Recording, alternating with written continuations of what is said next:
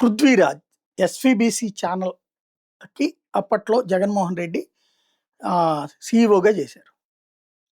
ఆయన పార్టీకి చేసిన సేవలకు గాను ఎన్నికల్లో ఆయనకి ఆ పదవి ఇచ్చారు. ఆయన ఎవరో ఉద్యోగినితో మాట్లాడారు. నిన్ను చూస్తుంటే వెనక నుండి కావలించుకోవాలని ఉంది అనిపించింది అన్నటువంటి. అది ఒక ఆడియో రిలీజ్ అయింది.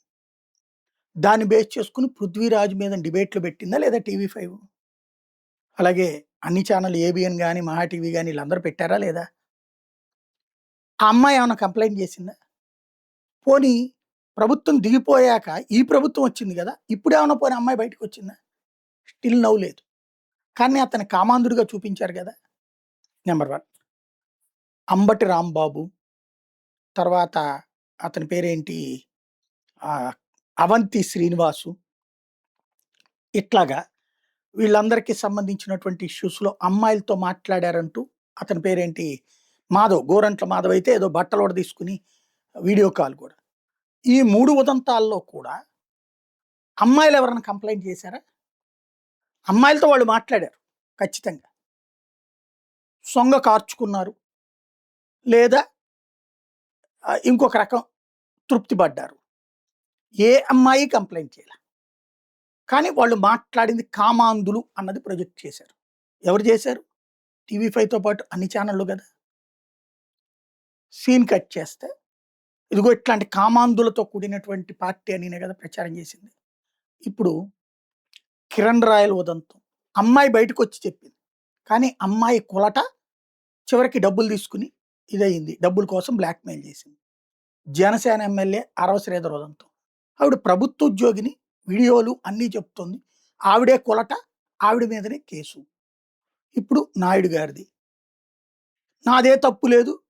మీ తాట తీస్తా, మీ అంతు తేలుస్తా. మాకు వాళ్ళకి సంబంధాలున్నాయి.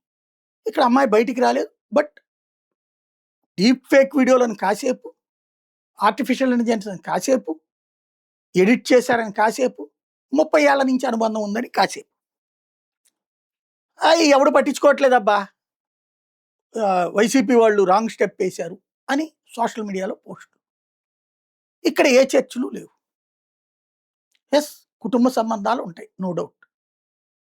ఆలింగనం చేసుకునే సంస్కృతి ధనవంతుల కుటుంబాల్లో ఉంటుంది. మిగతా వాళ్ళతో కూడా అట్లాగే చేసుకుంటారా? దెన్ ఆ వీడియో ప్రొజెక్ట్ చేయొచ్చు. రెండవది, వీడియో తీసింది ఆ అమ్మాయి కుటుంబంలో నుంచి ఎలా కనబడుతుంది.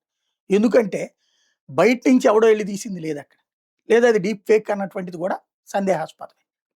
సరే, అది పక్కన పెడదాం. అప్పట్లో కూడా ఏది నిరూపణ కాలేదు కదా. కేవలం ఆ వాయిస్ల ఆధారంగానే రచ్చరచ్చ జరిగింది కదా. ఇప్పుడు వచ్చేటప్పటికి అదేదో ఎదుటి వాళ్ళ తప్పులు అన్నటువంటి కోణం మాత్రమే ప్రొజెక్ట్ అవుతుంది. పృథ్వీరాజుని పదవి నుండి రాజీనామా చేసేస్తే వెంటనే ఆమోదించేశారు ఆ రోజు. ఇక్కడ రాజీనామా చెయ్యను, ఎవడేం పీక్కుంటారో పీక్కోండి అనే పరిస్థితి. ఇప్పుడు ఏది జెన్యూను, ఎవరు జెన్యూన్ జనం డిసైడ్ చేసుకోవాలి.